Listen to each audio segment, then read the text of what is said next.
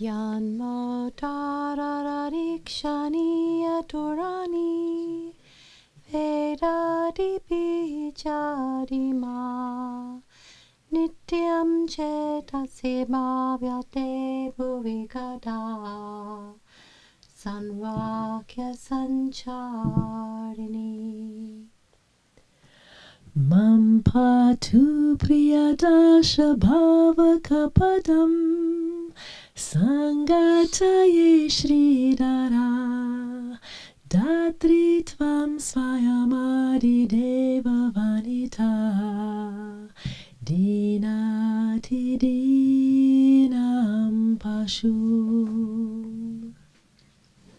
Rakta Pamruta Chandrika Lipimayi Sarpa Krutir Nidrita Chakrat Kurma Samashrita Bhagavati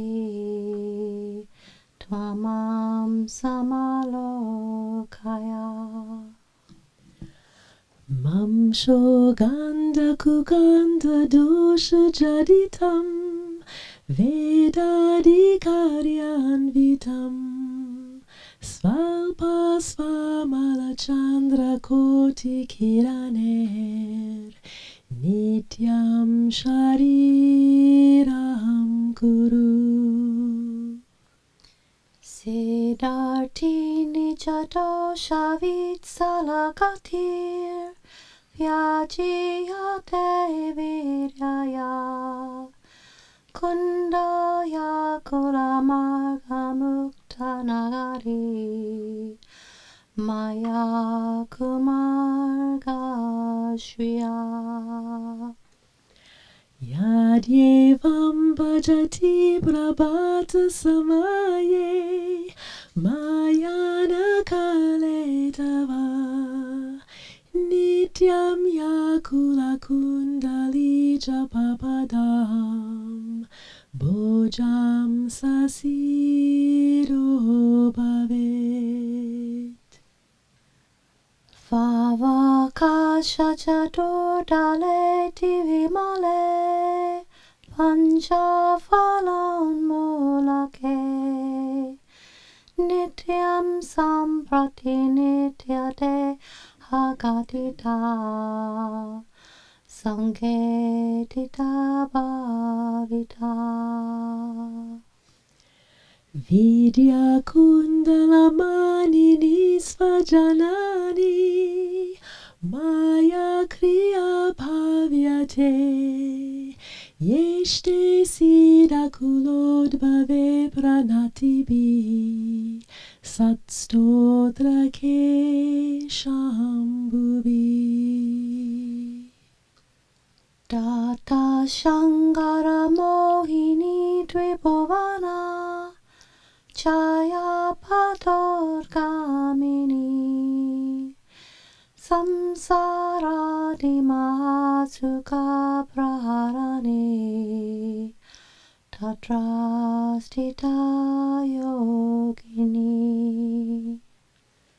Sarva Granti Vibedini Svabhujaga Sukshmati Sukshma Para Brahmayana Vinodini Kulakuti Vyaghatini Pavyate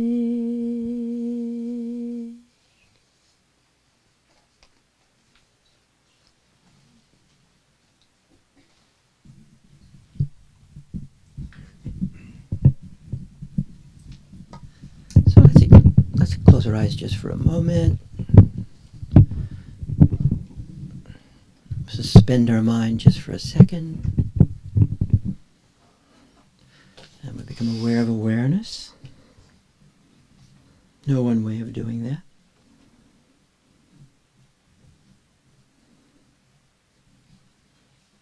Integrate our mind, thinking, feeling, sensation, body into this awareness. Integrating everything into awareness. I hope everyone's had a chance to read that paper, Tantra. The nature of awareness is Tantra. Raise your hands if you have it. Okay. Would you please read it? You don't have to read it down.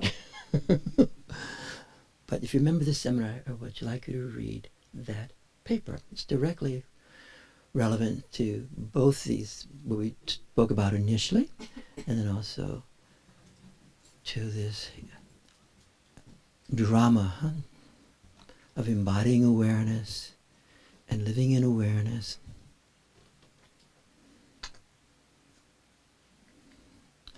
And holding the pairs of opposites within awareness. And also being in the world in awareness, experiencing others in awareness,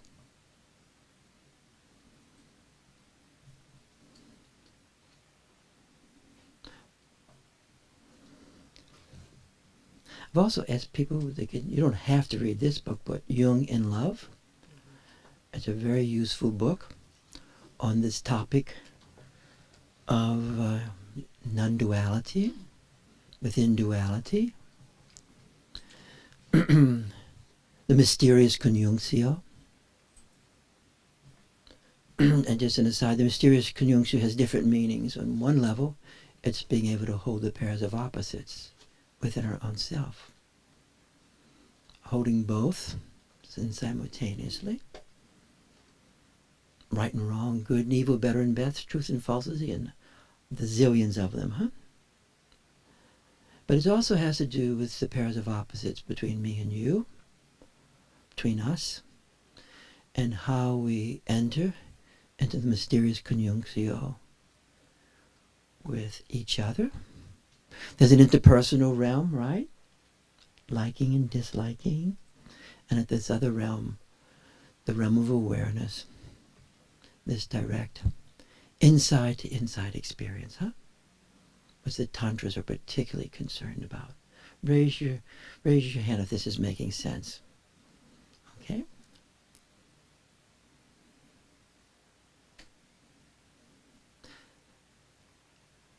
I'm going to go back to a few words about embodiment. And so this approach is not simply a transcendental approach. Hello? We're sorry too. Yeah. Okay. So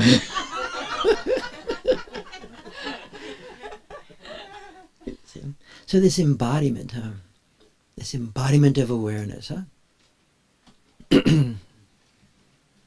this embodiment of this energy and this light, So the embodiment of awareness is a way of understanding the body. And so the body is not simply the external body, Like touching Elizabeth's body here, or my body here. The body is not simply the external body. The body is the lived body, to use that word, the lived body. And both the 9th century Kazimiri philosopher Benegunter and the contemporary French phenomenologist Merleau-Ponty have a similar view of the lived body, or better, lived embodiment.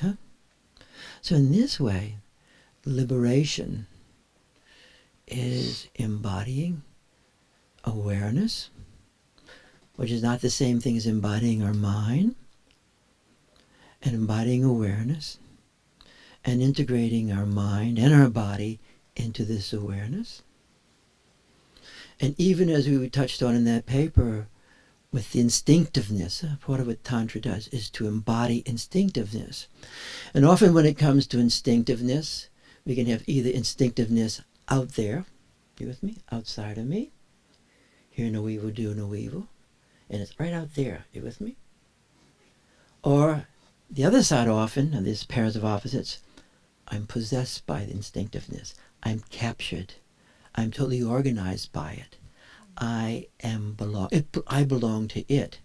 It doesn't belong to me. Right? You've probably had both extremes at least one day in your life, right? And so from the tantrics, this frame, one integrates the instinctive into the light. You integrate everything every thought, every feeling, but also the primordial energies.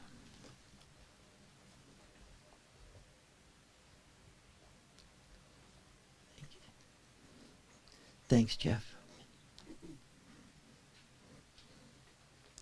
A few Fridays ago, people were flushing toilets. The early morning drama. Hey, it gets very personal after a while. So a person may have a most beautiful external objective body, but minimally lived in, huh? Embodiment allows us to understand and conceive of the body as a way of living and experiencing and perceiving through embodiment. Huh? Embodiment is the medium of the field. The embodiment of awareness is the lived embodying that is experienced as emerging as a way of being in the world. So we can look at our entire development from the little baby on as a way of embodying and embodying relational life and embodying awareness and being in this world, and being in this world as awareness. There's a very interesting statement from Winnicott. And Winnicott was both a truly great revolutionary analyst who began to realize there's more than human beings and a mind, an id, its instinctiveness, and a superego. Bad dog, good person, shit person. You with me? Hell realms, heaven realms. So, but he began to understood and discover this phenomena of awareness, right? And that, we call it transitional space. And so some people would come to therapy and they're located completely in their mind. You with me? Or they're located completely in the superego. Or they're located completely in the id, right? And change is really, really hard, right? Because that what they're trying to change is doing the talking, as you would say. So then he began to discover that there's this space that if a person can relocate themselves and enter this space. He would see babies enter this space too. They're dependent on the mom's leaving, and they're going to start feeling abandonment and just falling, and no longer have that secure embrace. And they start creating ways, symbolic ways, teddies, socks, thumbs, paintings, all sorts of ways, symbolic ways, that can function if there's a space for the symbol to be in. But if there's no space, it's just going to be another thing in my mind and becomes what they call a fetish. You with me? It becomes a fetish. But if you have this transitional space and you can enter into this space, which he called it the intermediate area or potential space. He must have been reading some Dzogchen text, right? Not really, but he stayed with his experience, right? And he also understood that between people, this field would arise. You with me? Between them, there's the interpersonal, how do you do? And pay your bill, okay? And there's this other dimension that is beyond that, right? And then people can enter that field together of this awareness or this transitional space, then a lot can take place. It is really the place of healing, huh? And it's actually the place really of true spirituality that takes us beyond belief and disbelief and all the various and sundry forms of fundamentalism. You guys follow what I'm saying? So this transitional space, and why would he call it transitional space? Because it is spaciousness. It has space to it. He also spoke about the energy in it, you with me? And how it could illuminate experience, you know? Illumination. And that symbolic functioning could take place in this space also.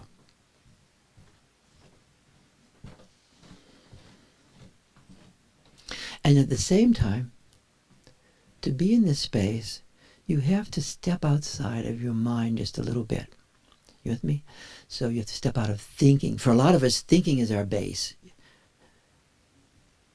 And then with that comes doubt. And for a lot of us, our feelings are our base, except they're always moving, at least mine are, and so your base is kind of at sea all the time, one precious feeling following after another, Don't quite know who's speaking at this minute, okay? And then also, you can have memory. For some of us, memory's the base, right? The good old days, right? Or some of us, the future. Some of us live in the future. That's our base. One day. And some of us, sensation is our base. More, please. So we all have these. We can locate ourselves in these different bases of the mind, but it's very, as they say, ontologically insecure. It doesn't quite really work enough. So we start feeling annihilation anxiety and deprivation anxiety, and out of that we start creating a very powerful conscience that if I'm really good, I'm not going to suffer. If I'm really good. And then you grow up, you see that good people suffer just as much as evil shits. This doesn't seem fair. And also it doesn't protect us from the terrors. That's why in the tantras, that great tantric text, Dakini text, there's always the palace and there's terror. Because dealing with terror is not just a neurotic thing, but profoundly existential, Which, depending as we can begin to embody awareness and live in awareness, then this state of deathless awareness arises, and we begin to feel unborn, undying. Now, having said that, so embodiment is the medium of the field. So every morning, since today we've had a great class with Mr. Mom, Qigong is a most fantastic way of embodying. The entire morning for an hour, you're practicing embodying the field. You're moving the field around, you're moving into it, you're embodying it, you're embodying awareness that way. It's not the only way, but it is one that we love here. And we have a great teacher, Mr. Ma's been here for 16 years at least now. So the embodiment of awareness is the lived embodying that experience as we as we emerge into this world. And one of the things as we emerge into this world, if we're in this awareness, like the baby being in awareness with its mom or her mom or his mom, that baby's experiencing non-duality within duality, right? And the way the mom feels the baby and it relates to the baby, and you can just feel it. You can feel that feel, with the baby and the mom, if things are working right. If the mom's only in her mind and he's going to grow up to be president of the United States, he might, but it won't be necessarily a happy unfolding experience, Say yes if you guys are following me, okay? A little review. And so, but embodiment, this is not the way of netty, not this, not that, neither this nor that, and I'm out of here. And it's not a dissociative approach to things, you with me? It's not a dissociative approach where I'm trying to use dissociation as my major way of dealing with suffering. You with me?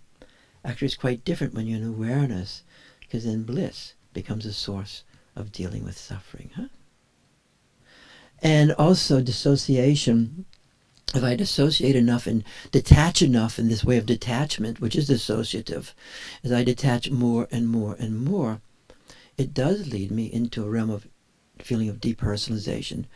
Raise your hand if you ever felt depersonalization at least once in your life. Okay? It's really very unpleasant, and you start losing a sense of well-being goes first. Then you start really feeling your body as a thing.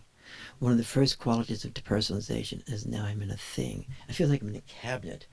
It's like being in a cabinet, Sort of like being in a coffin, And you're in it, but there's no breath, there's no air, there's no residence. It is a real hell realm.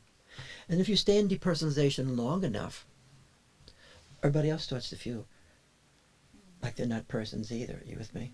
That's really scary. And then you shift into a really fine, refined, paranoid state, schizoid state. No self, and you're going to be... And then what happens after that, the final thing, is you start feeling things are not real. Everything feels unreal. Do you ever feel that ever? Have you been in that state? Yeah. Pretty much everybody. It's very existential. You don't need a diagnosis for this phenomenon. And so then the world starts to feel unreal. Nothing's real. Then you can't wait to leave. There has to be a better place, right? Anyway, so that's a form of spirituality. Actually, it's a very, very, it's a very favorite, but it's becoming less and less favorite in this time of pluralism. In the time of pluralism, that's why there's all this different manifestations taking place as these traditions change from Piscean age to Aquarian age, as Jung would speak about.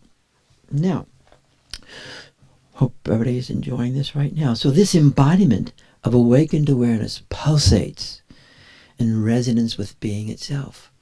Someone like Winnicott was always interested in ongoing continuity of being. And he would say, if you have a sense of ongoing continuity of being with this person and this place and all, you really have it made. If you can feel ongoing continuity of being in your own self, that is really something. That's what awareness is, really. Ongoing continuity of being. This is why this is not supernatural allegatious. This is natural life. You with me? Divinity and natural life are like that. So ongoing continuity of being, huh? You know, you and I get in a fight. Jan and I get in a fight. We now hate each other. We love each other, and now hatred is arising, right? And yet, if we feel continuity, it's resolvable. If continuity of being disappears, ongoing continuity, because attachment is not an affect like other affects. It is none of affect. It is awareness, connecting to awareness. Then we can have different feelings. I can dislike this and you can dislike that, and still affection is there. We can hold both simultaneously. Say yes if you understand that. Major issues in humans' lives, right? Bigger deals. Winnicott, wandering around, has this. He writes through his stuff. One of his great books, Playing in Reality. He says this: the personal mom becomes the environmental mom. Wow, what a statement. The personal mom becomes the environmental mom. Now, mom, he doesn't necessarily mean the biological mother, and there's all kind of variations on the mom, right? Even as we know, that's why the archetypical dimension comes into people's ages very young, either through apparitions or through certain images they feel, animals. There's more than one thing. But there's a metaphor here. The personal mom becomes the environmental mom. Now, we're actually working on that right here in our little seminar. We were working on that last week, where the personal form becomes a doorway to the environmental form, to the cosmological. So say I'm sitting here with Elizabeth. I have my hand on her back. And we're entering into awareness together, which we'll do in a little while with practice. Practice makes perfect. So we're entering into awareness. How you doing, Elizabeth? Great. What's happening? Just felt like more embodied and more connected to the field. Great. So we're both more, I'm now more embodied. The field is a medium of embodiment. And now we're going to connect a little deeper with each other like we did last week.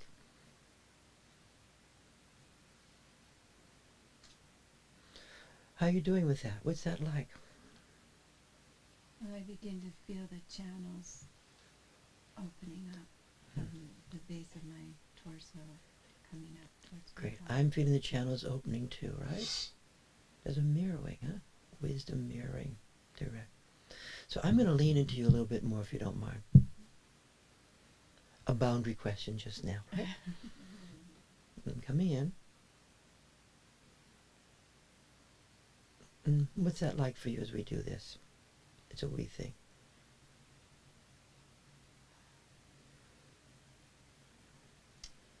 It's like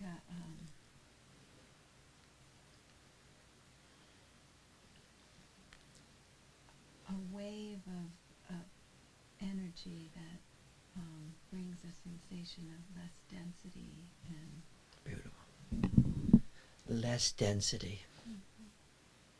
Like more space, more light. more spaciousness. Mhm. Yeah. At this moment, I think of the Dakini speaking to Durjam Lingpa. And most of all this stuff I translate into being eventually. And she says to him, "You and I are indivisible." Wow, cool statement. So as we enter into you and I being indivisible, it's like the baby being with the mom in indivisibility, in that oneness within duality, right? Simultaneous, oneness and difference. So, now we can stop here, or I can go beyond Elizabeth, more into the room, more into Kanu and Fran. As a plain, ordinary person, because plain, ordinary people do this. They don't necessarily language it, right? And so now, because of this doorway, I've now gone into another doorway. And as I feel Kanu going deeper, I'm being magnetized further. And I feel the indivisibleness there.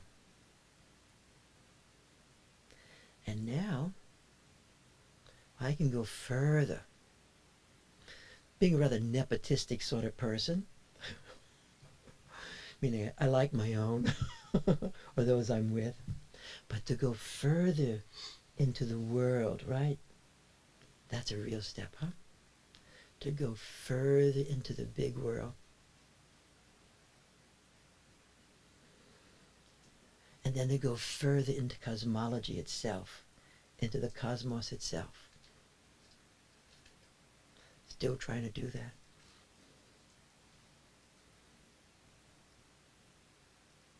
This door, that door, that door. Then, that is really, that's Buddha. Big Buddha. Buddha feel. Little Buddhas, big Buddhas. Say yes if you understand. You don't have to believe this. Say yes if you understand this. Yes. So, now sometimes people think this is only with the guru. If they think the guru is simply a person or an external person. I don't think that. You with me? I think the guru is the self-revealing power of awareness itself. And the guru is awareness. I do meet really great people, great yogis who embody this awareness. You with me? In spite of everything else. But I also feel people too embody this awareness in spite of everything else. Right. In spite of everything. Even the most fucked up people have primordial awareness. And when I can find that in them, what happens to me? I experience the expansion of the great compassion. I become a better person. I become able to hold more. I can hold more. We're talking about your son recently, huh? About him. He holds a lot. I just had one conversation. He holds so much, in the best sense of the word, you know. So awareness also infuses our body and infuses our mind, infuses hearing, infuses seeing. And as we feel this arising of awareness arising, we also feel the power of desire. We feel the power of invocation. We feel the power of relating to the immediacy of environment, That experience can come to us and we can use what's available, to accomplish what we want to accomplish in this world. Or as Lacan said, desire created Baltimore. That's why we love desire. And desire in the body, desire in awareness is really, really empowering, It empowers us. The power of awareness, that sense of empowerment, is desire. Desire in our mind alone is a grasping little thing. More, please help me. Because it's locked into deprivation. We're going to pause for a minute.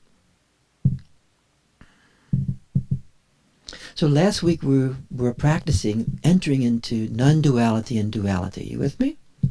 Right? You guys remember that? And we also were practicing the resonance of the different energies, right? Raise your hands if you happen to remember that. Okay. And then out of that experience, just we have a prejudice that two awarenesses are more powerful than one. And that's why for either for goodness or for not so goodness. And that most things are always in a relational context. Even if you're sitting out in a stump thousands of miles in the Himalayas, there's a context that's very relational that you're in. It may be a theocratic one, but you're in a context. The mind does. So I'm going to have Aaron read that little thing you sent me, if that's okay with you. You guys follow this rambling around?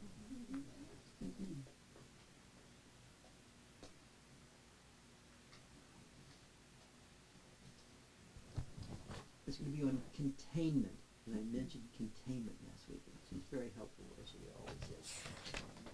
And Tom.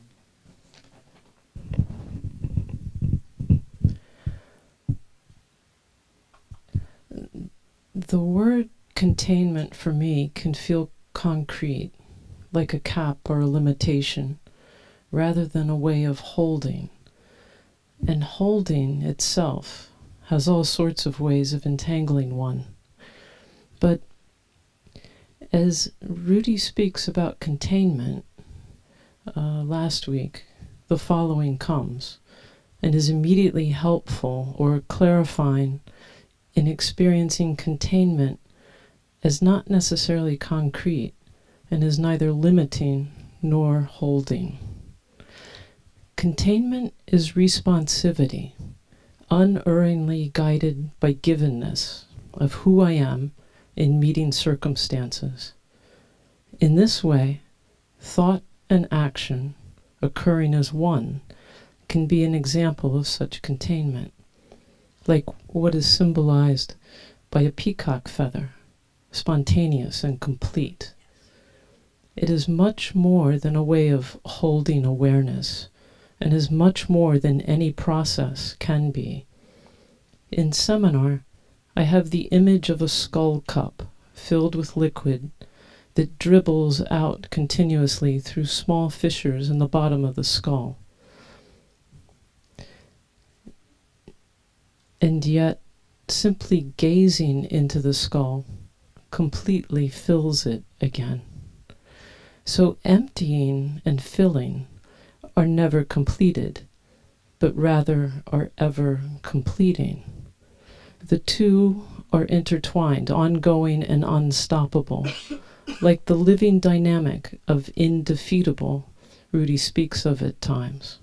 This too is containment. Thank you so much. So we're going to go back to practicing again, okay? Because everything is a function of experience. You can have all sorts of things in your mind as little beliefs, and you'll just be plagued eventually by doubt, as Descartes enunciated.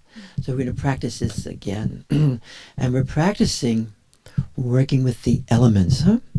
And the first element we're practicing with is the sexual element, okay? Which is perfect in the context of everything.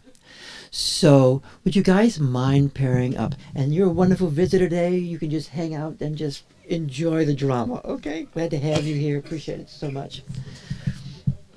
We met at this fantastic little Indian restaurant here. It's on 17th. Fantastic. So you should work with someone who you somewhat like. Pair up two. Now, if you don't meditate, you shouldn't even do this practice, okay? Because nothing's going to happen for you. Now, hello? If you don't meditate, you shouldn't even do this practice. Nothing will happen for you.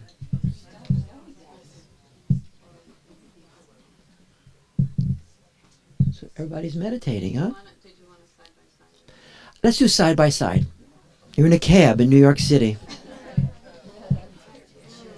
And it's side by side because you can actually feel the power of this and its directness. It's not a function of... you guys can work together if you want to. Okay, great. Great. Yeah, it's okay, great.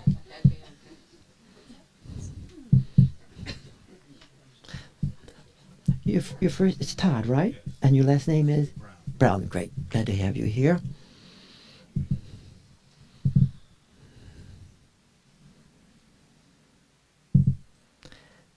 So, let's enter awareness.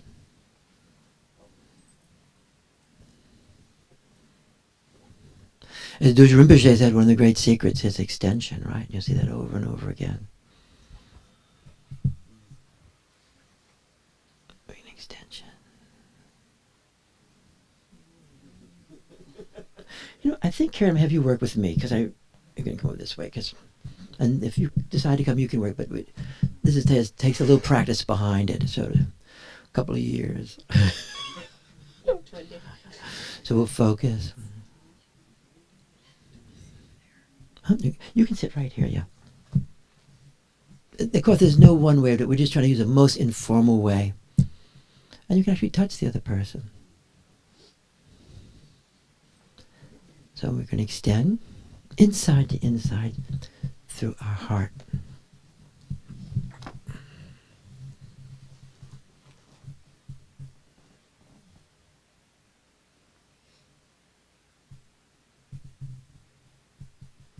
And let's extend to the whole group. You extend to me, I extend to you, we'll extend to each other.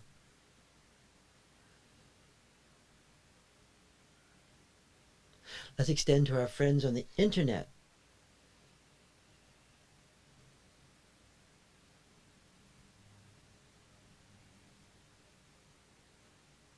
Let's extend to our ancestors, our mothers and fathers and friends who have passed, relatives. Because in the dimension of mind, it's an abyss. In the dimension of awareness, it's a thin little veil. Can blow through it. And then we'll extend to the great yogis we've met.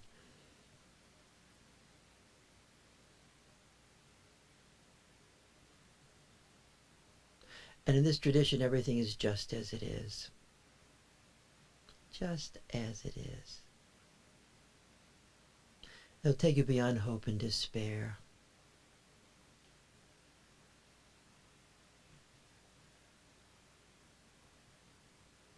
Just as it is. And then we'll extend to all the different traditions that are articulations of awareness, if you wish, whatever metaphor you want. Shiva, Buddha, Christos, Allah, quantum point, self. So many, huh?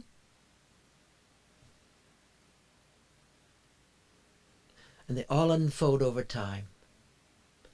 Hermeneutics is part of hermeneutics is everything unfolds over time.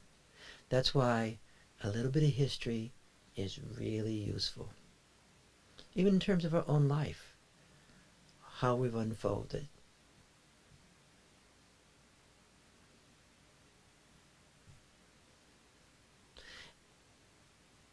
And nowadays these traditions, there used to be real big tribal boundaries, geographical boundaries, Shangri-La, India, all these places, you know, New York, Baltimore.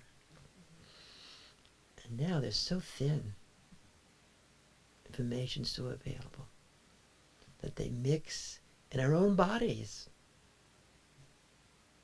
and become universal people.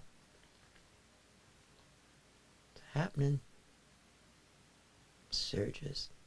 And then we'll extend to that dimension which is so mysterious. Archetypal, primordial, energies, vortexes that manifest us. Manifest countries, manifest. Because archetypes can be within, huh? And they're within us also. And sometimes they're spoken of as the deities and devas and dakinis. Huh? And we'll be focusing a lot more on the dakinis, and we're using a text called the Nintig text, because they deal with the elements so. And part of Dzogchen was focused on the elements, and at the 11th century it became less elemental, but we like the elements. We're focusing on right now. So we focus on the Dakini, huh? The Divine Mother in her many forms.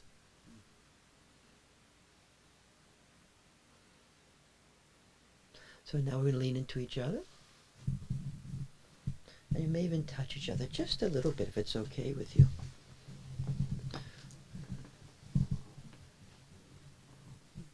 Because the flesh, right?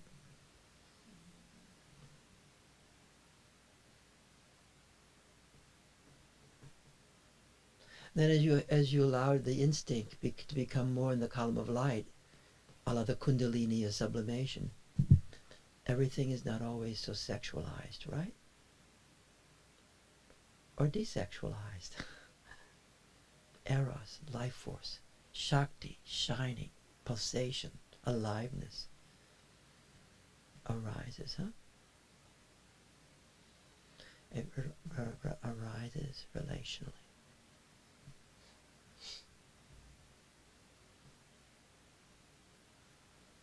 It's like give and take, even at this moment. Generativity and receptivity simultaneously with awakened awareness. So we're going to lean into each other's heart again.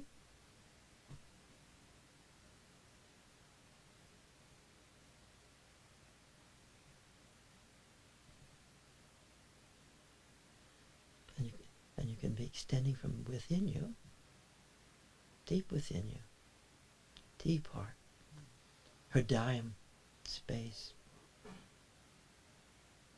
to your companion.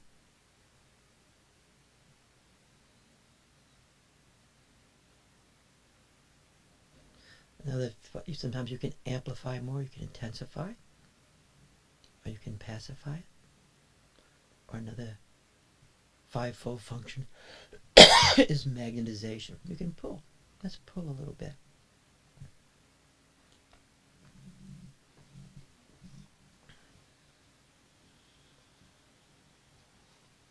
And then we'll extend down to the navel, that center. Can you do that? Can you extend down? And extending both into yours and your companions. Simultaneous, from the indivisibility. Extending down.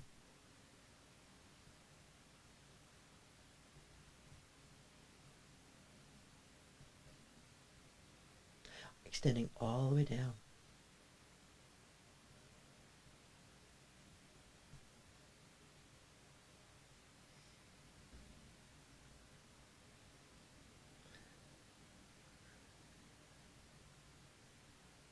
Into the earth.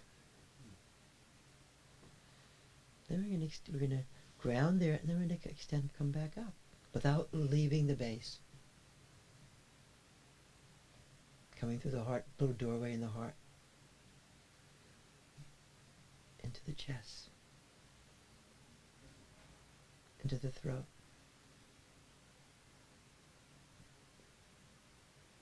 Mouth.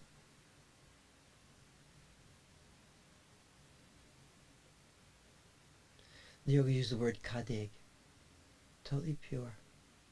Do you feel that? The purity, the openness, the energy, the light, embodied.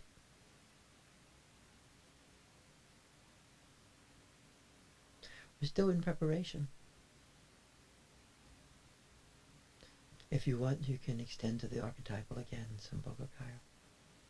But the extension is actually an embodiment, huh? We're embodying that dimension. The light, the self-revelation of awareness. And we're developing our expertise. This is a great gift to bring to people.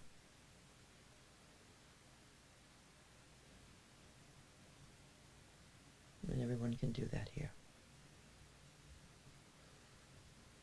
Now, we have this down. We know how to do this. So now we're trying to go into the elements.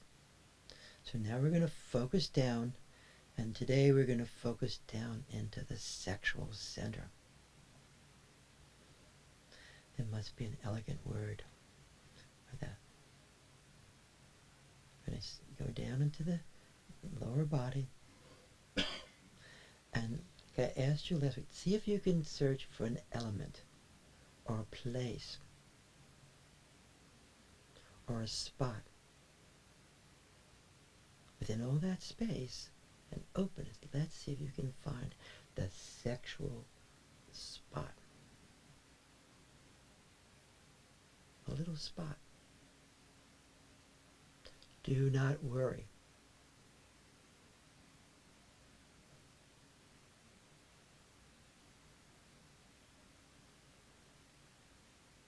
We actually call it eros. We'll call it energy. We call it life force too. Say yes if you've found it. Yes. Now, enter it a little bit more.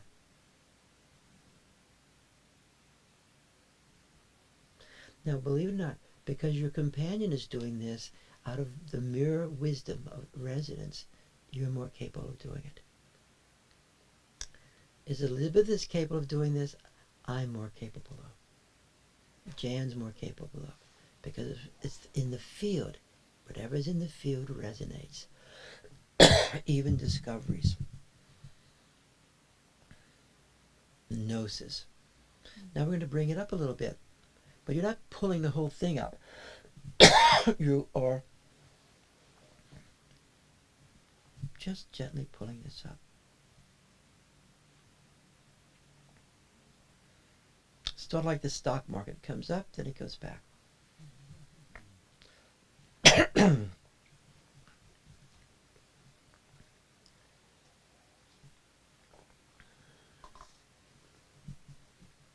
I'm trying to connect Elizabeth as she does it, because I'll be learning something here. And we're all grown up and old enough to learn a few things.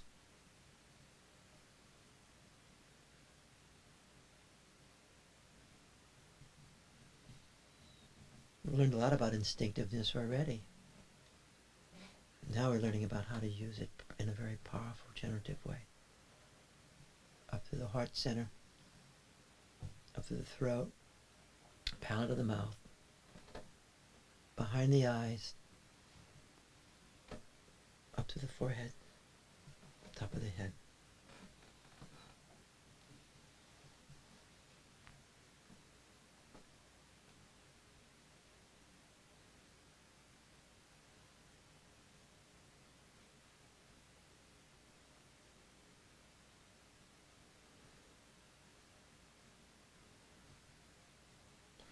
What's it like to experience this particular elementalness in the column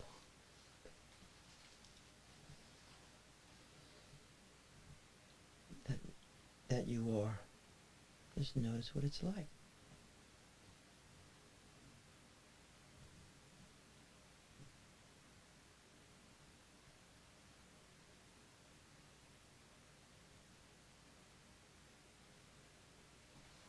I'm going to make another comment to you in terms of self-regulation,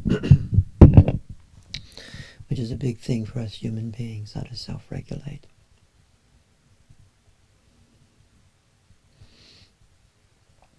And self-regulation is not easy, huh? It's like remaining in balance. And through all sorts of different reasons, huh? We keep getting thrown out of self-regulation, right? People in couples can friends can self-regulate themselves. You know? But this way of self-regulating is really powerful because we free ourselves from having to have discharge. And that can be sometimes from temper tantrums to sexuality to din-din, to all sorts of ways discharging, right? The discharge is trying to free ourselves, as Freud understood, from unbearable tension, even pleasurable tension or terrible tension. We try and discharge tension to become self-regulated. Do you know that? We even try and discharge trauma, right? We talk a lot too to discharge. All these are useful and really human. But we're trying to take one more step because another way of self-regulation is resonance. And that's really cool when through resonance you can feel yourself getting back into balance. Just resonance. Resonance with the person, resonance with the archetypical dimension, resonance with a place. A place is also awareness, huh? You can feel a place that has awareness. It pulsates. Say yes if you understand what I'm chatting about. And then you can meet certain people who really, they use their resonance. They use resonance to self-regulate. Resonance with people, resonance with a group,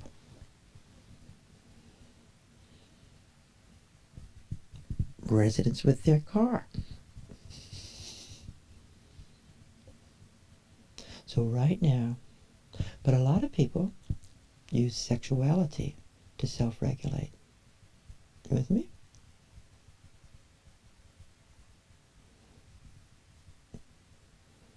We use discharge to self-regulate. This is not a moral moment, okay?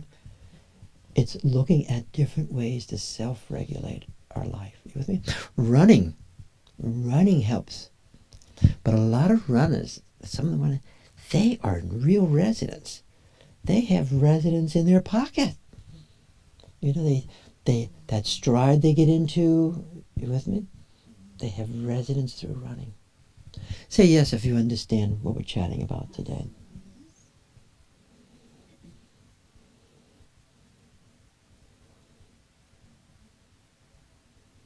Let's go back to that column and that element we're trying to bring forward more into our experience.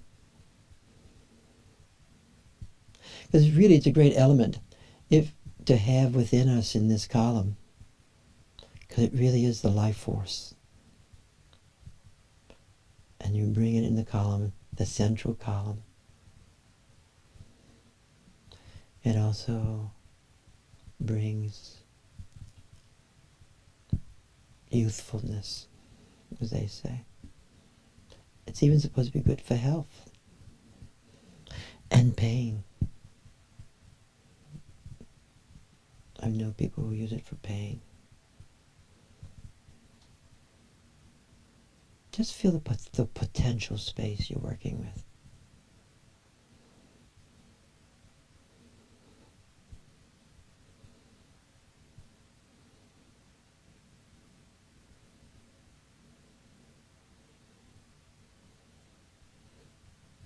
Now notice as you bring this element, has your resonance increased with all the human beings in this room? This is a question. As you brought this element more, do you feel more resonance with all these human beings?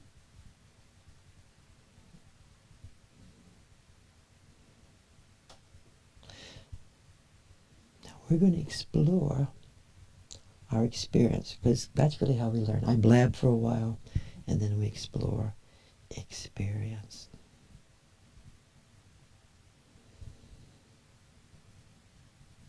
So I'm going to give this to, and if you don't want to share, you don't really have to. I may beg you a bit. So, but we're going to share briefly. We don't want to hear it just briefly. So what's happening for you?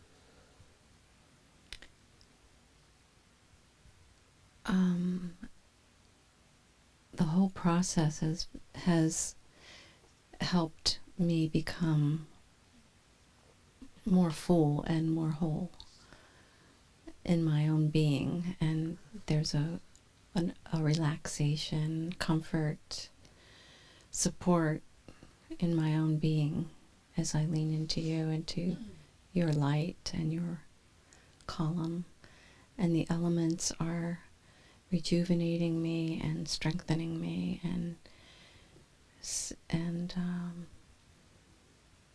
sort of embracing me as I embrace the light and the resonance in the room with everyone. Beautifully described. Let's just stay one more moment. What's it like to feel this element that you're embodying? What's it like? What does it add for you? If anything, it may not. I'm just curious. We're exploring. Mm-hmm. We're learning.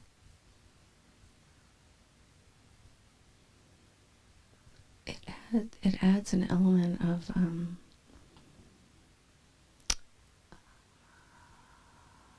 sweetness and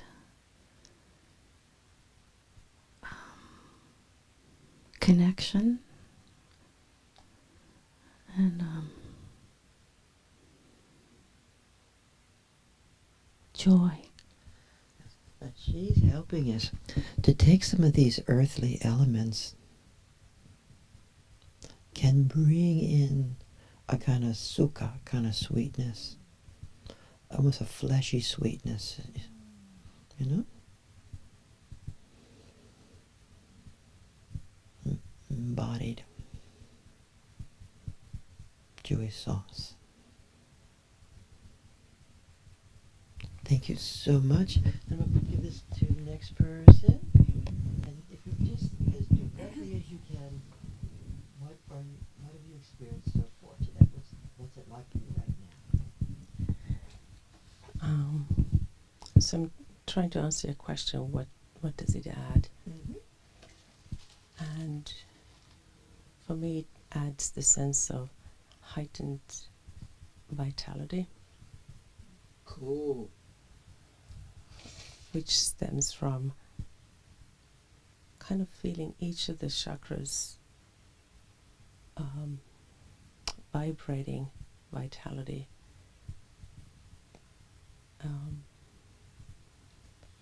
In sync with Chris's chakras, and they're like Yeah. She really helped us a lot. We'll borrow your mic. She's really helped us. Because as we bring this element up, there's a deepening of the awakening, Actually, there's a bit more embodiment and vitality. And I'm thinking the vitality has a little bit of containment, to use that word, though it does infuse the body it's not like it just blasts through the body. Is that true? Heidi, is that true? So it's and when that type of it's that kind of containment that she describes so well, it can go on and on and on. It's not like pissing in the wind. You with me? And that it appeared to her in the apparitional form of the skull is really very, very, very elegant and archetypal. Because the skull holds the Amrita, the blood, the life force. Thank you so much. And the next person, just if you mind just briefly describing your experience. Well, almost instantly when we leaned into each other, there was this sort of fleshiness that I just felt fatter and in an energetic way. And at the same time, very light, as if we could sort of float up and away from these cushions, but we're held together in this flesh. It is still there for you? Do you still feel that element extended through your body? Yeah, I do. I can still feel it there.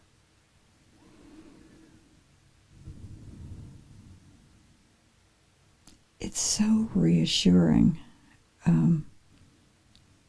because the mind can, drive us crazy. So just to be in this body so deeply and connected to another person is, it's the aliveness. And there's so much potential here. Thank you so much. Would you note how long you feel that additive in the column for you? Is it a day or 2 days? Mm-hmm. Let's just feel it.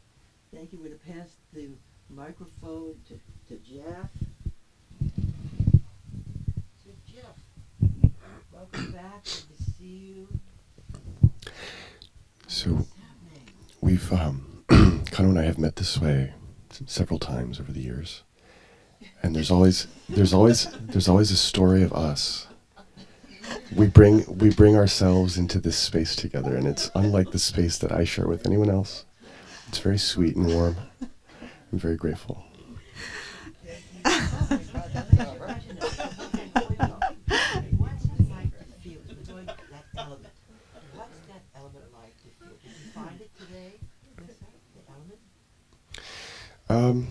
There's something that underlies with a kind of a, you said continuity. I think Tantra means continuum. That spans friendship and family and lovers and any kind of point of contact between people and the space between them. And it's none of those things and all of those things. Oh, one more thing. Do you feel that you find the little element in your body too, by chance? I don't think you were here last week, right? I was here. Okay, wait. What's it like? Do you feel the element itself? I don't know if I can describe it. It's not. It doesn't have a name. There is no name. Let's stay with this. It's helpful. Okay. There's no name, and sometimes there's no prior recognition either. You with me? It's breath-like and it's space-like. Very good.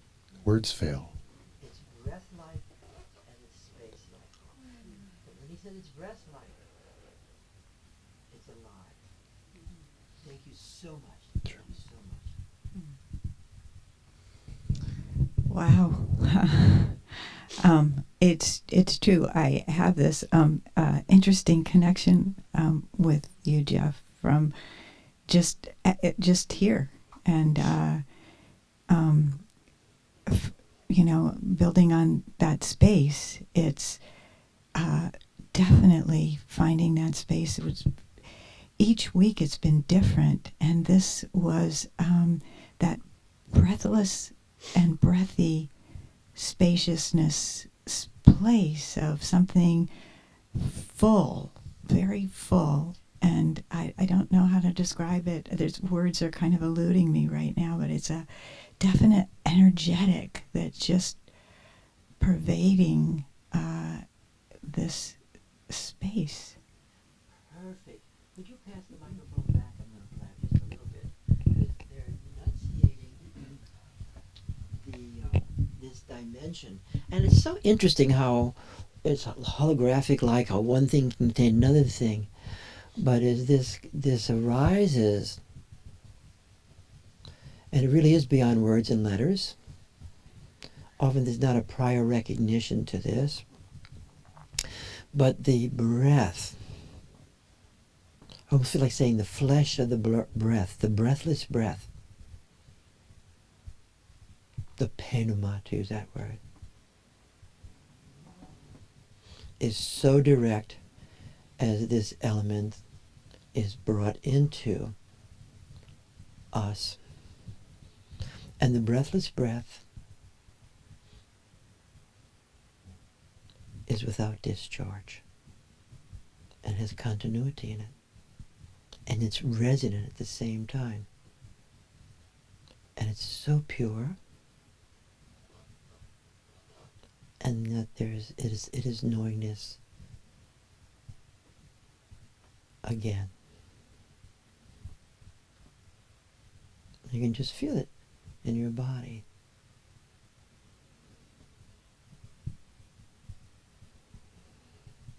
The manifestation. It's like Dharmakaya embodied.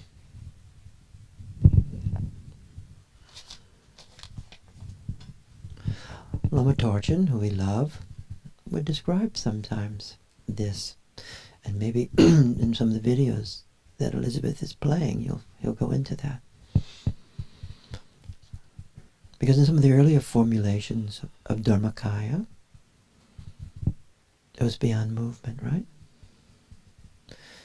In some of the later formulations, some of the Dzogchen formulations, Dirjum, Namke Norbu, the wind moves. There's a manifestation.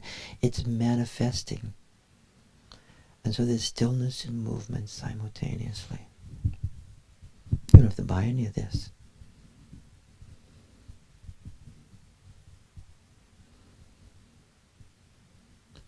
In the flesh. That expanse. Thank you so much. And now we're going to pass it to Fran and Jan. Jan and I are good terms again. Very positive awareness.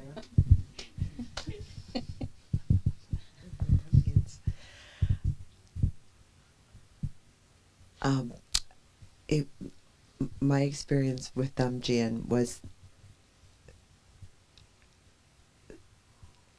leaning into her.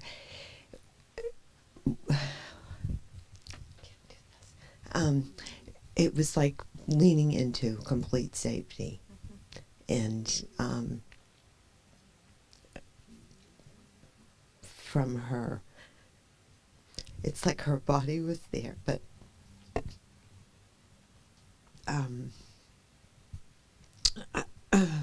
it was like her body wasn't there too, and it opened up into the whole space, and it was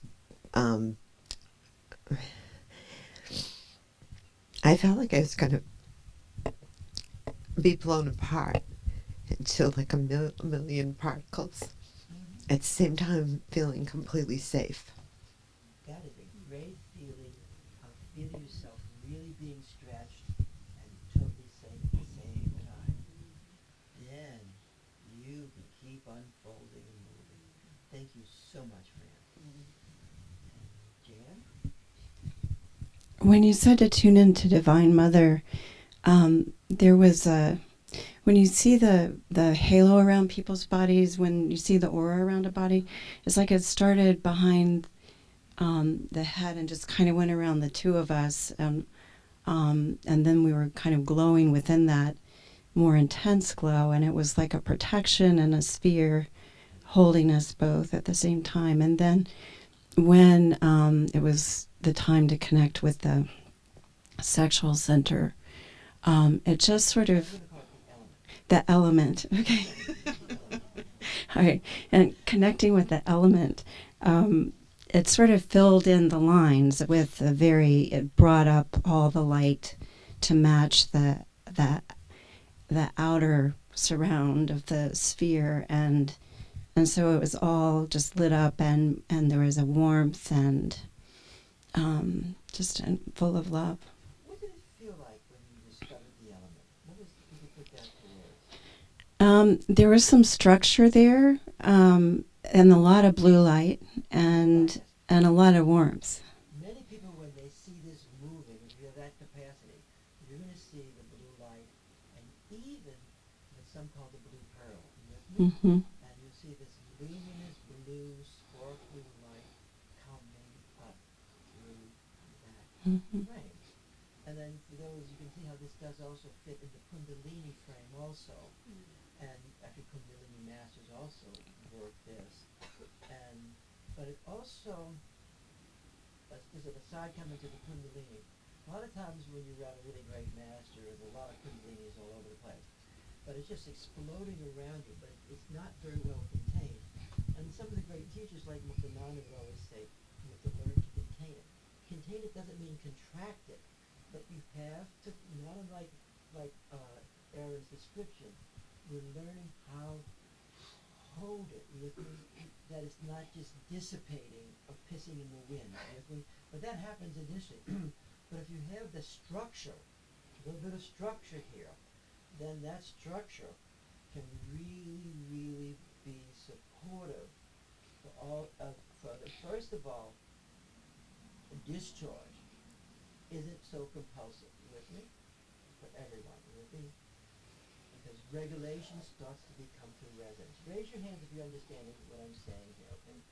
Number two, and this is not anti-sex at all, but just how to work being in this life this way, which is eros, life force, okay? And then secondly, it really can help with health. You with me? And they're always talking about the health of this, of the energy. And then sometimes people think that health means never discharging or saving the sacred stuff. That's not really the real meaning. This is more the real meaning of the Tantra here. You with me? Of really learning how to feel this structure become elaborated coming through you this way. Did it go through the palate of your mouth, Jane? One thing I just want to say about the structure is I did see that bulb. I sensed it. I saw it. And then the blue light sort of started coming in. And yes, it did rise. And but it was a gentle sort of rising. It wasn't like years ago, the roaring thunder. It was a very sort of subtle, gentle sort of rising. Thank you. Let's pass it to the next person. Welcome. Would you mind describing what you experienced? Yeah, Everybody's enjoying this. We're learning. I was able to find the element, which is interesting because I'm not sure I've ever really been able to tune in before. And to me, it felt like a spherical space, sort of where I wasn't expecting it, at the bottom of my body.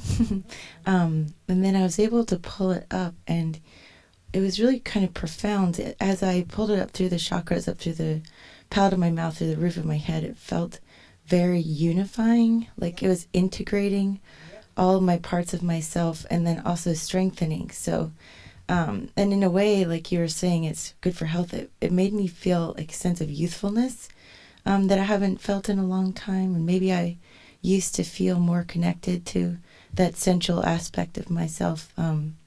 Maybe I had shut it down a little bit, but I was able to sort of pull that back, and it felt very strengthening.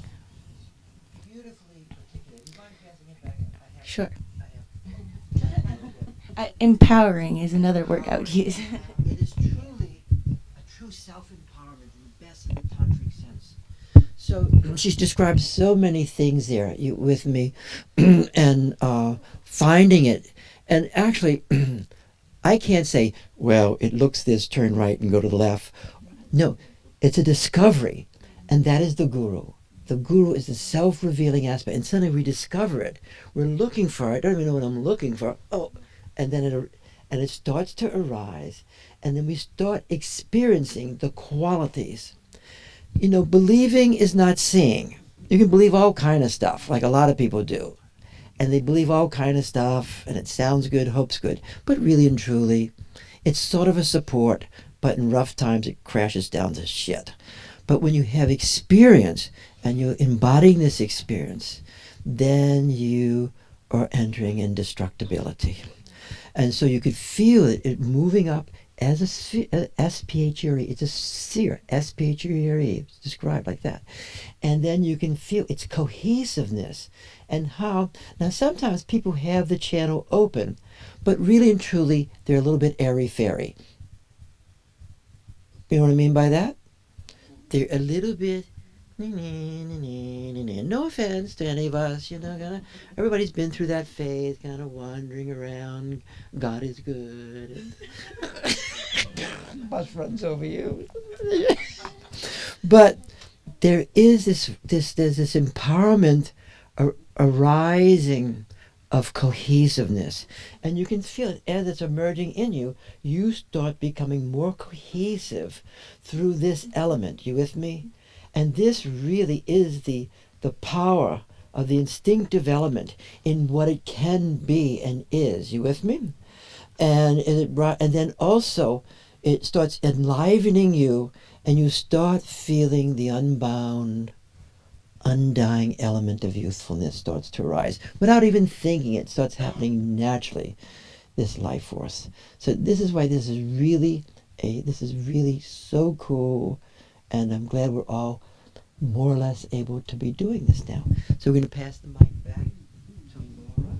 I hope this is all making sense. My comments are helping.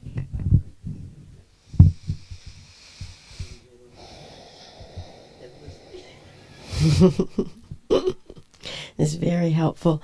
I got the sense that the element was this, like a contact lens. You know, it was a concave, and it was more purple than blue. And then it was just very diffuse, you know, soft, sweet, diffuseness this way, horizontal, more than vertical.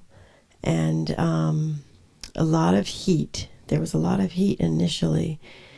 Yeah, and then it was like, oh, I needed some outside support. You know, we wanted to lean against the wall. And then you can relax. You know, it was more relaxing. I love your description, and it is a really natural description, okay, and it can emerge. I think you might be playing a little bit more with a little bit of containment. And containment, feeling that your friend with you, that's why you have another person with it. But last week I was using this gesture. Just do this gesture with me. Just feel the gesture. That's a good gesture. These gestures are like mudras. And if you contract too much and you go from containment to contraction, it's really not going to work. Okay? And sometimes you're going to feel a little bit more of just that little bit of structure. And you have a lot of energy and you have a lot of fluidity. And great. In terms of your embodiment, has a lot of fluidity. This is working with a little bit more structure, and it's going to go through you, and it's going to give you a little bit more cohesiveness and stability. We're always working between being so stable we're wood, or so fluid we're water. It actually contains all four elements simultaneously, this particular element. Beautiful. Beautiful. Thank you. Yes, very helpful. Thank you. And now we're going to pass it to Elizabeth and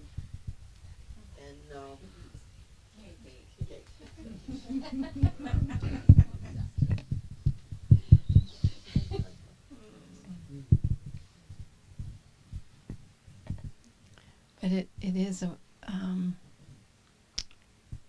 understandable we forget names because there's so for me this has been so out of the personal, and including my own persona.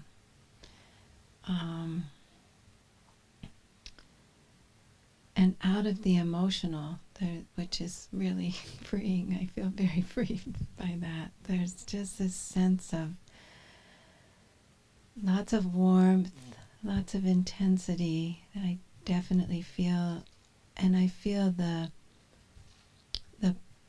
partnership with my partner, as well as with all the room and the container, helping in the metabolization of the intensity, so that it's and even as people have been talking, I've just been feeling the waves of metabolization, and to the point where the warmth and the heat sustain without any sense of overwhelm, or just it's just so natural. It's merging with every cell in my being and blending with all my beingness, that it's becoming the beingness. And yeah. Really becoming the beingness. We become being. Yeah. So sometimes we're going to pass it over here for a moment. Sometimes you see this or you listen, and the statement is becoming being. And so it's almost like, in one way, we are being, but we're becoming being. The mind's becoming being, so then we're simply being itself. The being is being itself. There's a word she used that's really helpful here, and that is metabolization. The capacity to integrate this element helps increase the metabolization power of awareness. And one of the great qualities is, and I can't say this enough, is that when you have awareness and you live in awareness and you're not simply in your mind anymore, you have the power of the metabolization of experience. You with me? And even like people like Van der Kolk at Boston University understands this, and he has all his therapists practice being in awareness. You with me? Because it helps them metabolize not only their experience, but it helps them metabolize the experience they're experiencing with their clients, and they don't burn out or they don't get stuck with a lot of other stuff that doesn't belong to them.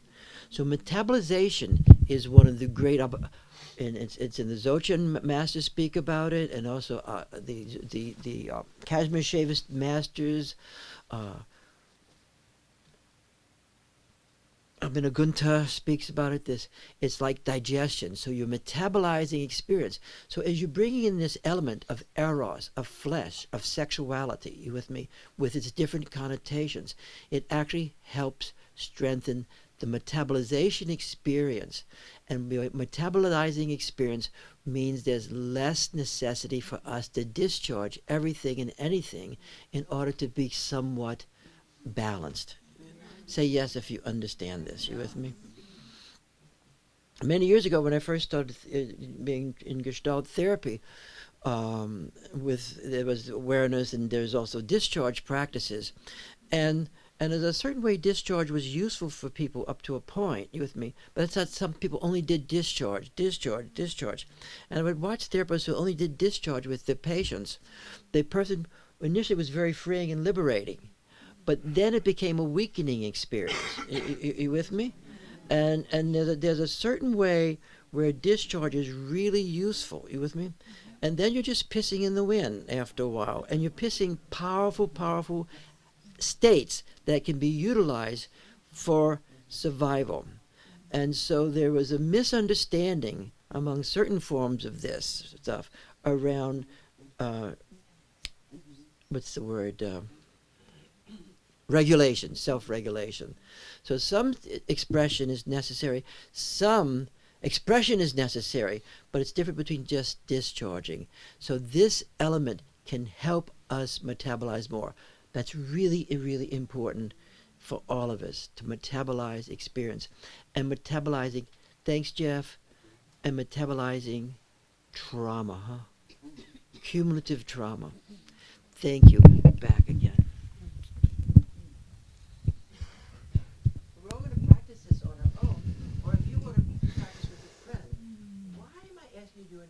to do with another person, because when you're with another person, it is more probable your awareness is going to be more expanded and more resonant, and then also you can feel the archetypal dimension come through more freely and more easily. Doesn't mean it's the only way to do it, but for right now, if you guys would practice with a friend with this, and the word containment is a really good word, but it's not containment as limiting or stopping. Yes, Kate, what's happening? That was very helpful, what you just said about the metabolization. I feel very grounded, very, I had an experience of the instant heart connections, very just streaming like a river. And then as I extended to the element, was just very aware of this bulbous, very activating experience as words are a little challenging. Let's see, sort of a kind of movement up through the channels that felt very natural, and as it extended, moving more and more, feeling more and more light, and just feeling divinely human. Just divinely human.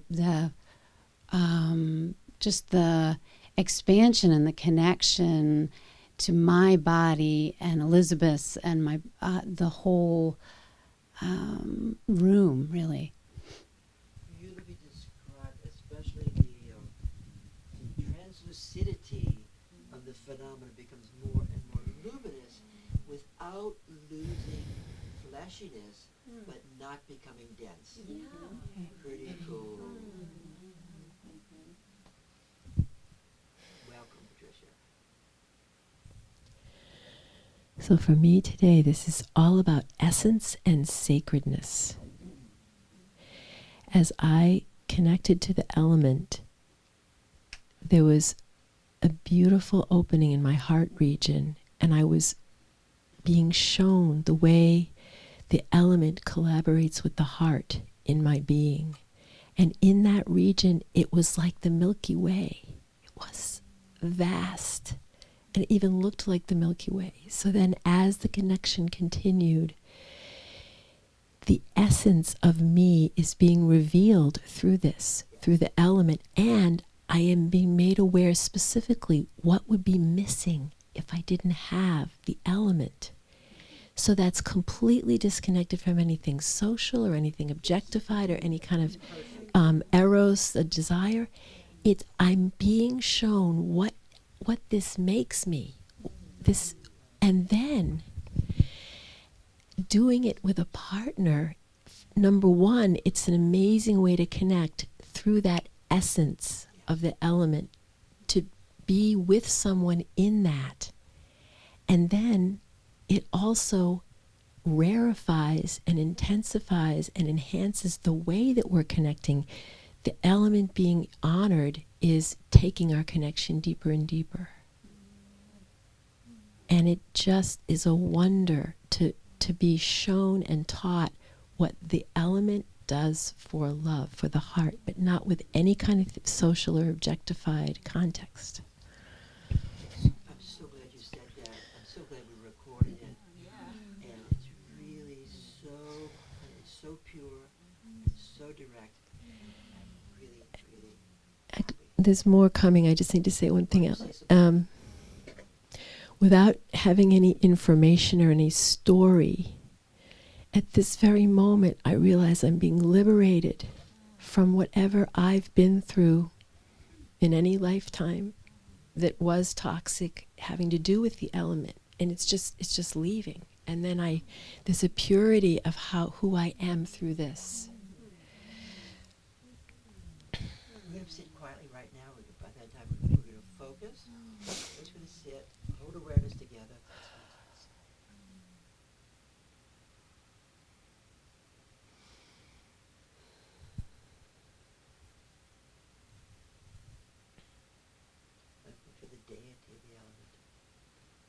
seconds.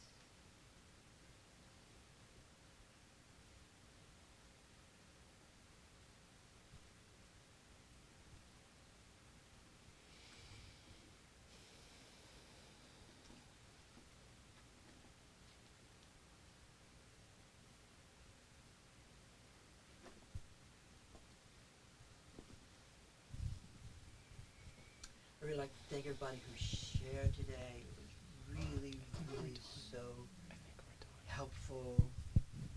And you might even just write for yourself what you said, if you want to. And so a lot of this stuff isn't so public in this world, you know? And yet, I think it's really, really valuable and doable.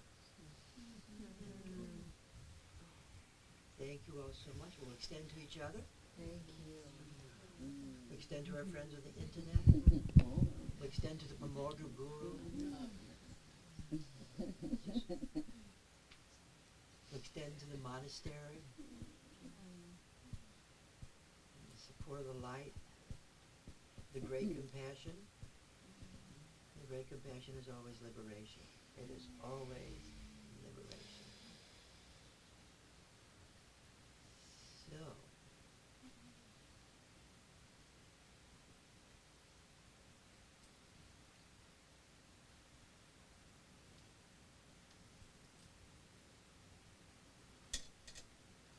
can't think of anything else. This Saturday, we'll have a Dakini Day again. If you can come on, please do. And I'm going to bring in we've been doing Duja Yodroma a lot. And we may do her, just the last part of her, because that is the breathless breath element there, right? And then I'm going to do a one with Kunzen Dejen Limpa, and it's a Yeshitoga one, but it really picks up the elements, and then Jetsam Troma, so with the elements again, if that's okay with you guys. We usually spend an hour doing that. To me, I love the Saturday mornings a lot because of what takes place. Because the Guru manifests as the field of being itself, right? Thank you guys, and it's in people. It becomes very visible with great teachers. You with me? And also, I'd like you to read the paper on Tantra. And there's another paper called The Unfolding of Dzogchen in Light of the Nintig Tradition, or something like that. Do you know that? You know that one? It's an older one. But it brings up as these traditions unfold, because sexuality is a component of our discussions here. And that's why it's here. That's why we're going to the elements so directly. And in terms of how there was a distraction sometimes around sexuality, not as an element, and how the sexualness itself, a la monasteries, even in those days, and it could cause difficulties, you with me, in how to handle these existential issues in a transparent way, And I'm still trying to find Lama Tarchin's letter where he thanks everyone, from teachers to people who participated with him in skillful means. But in that community, it was transparent.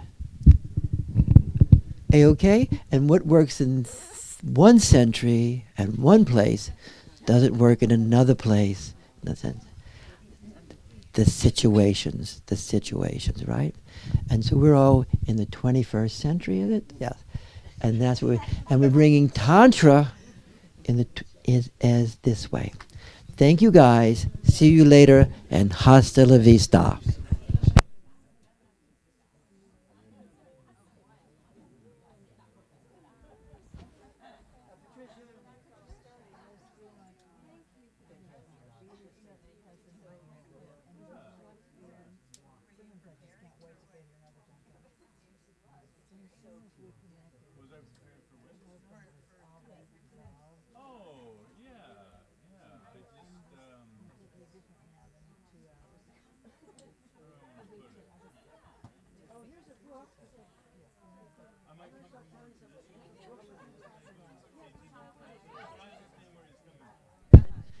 There's a couple of books I brought. If you get that, a lot of us know about this, but if you want to read some other books, this is a book called The Secret Map of the Body. And I also sent the dissertation. Now, Willa, I'm gonna turn off the computer for a second.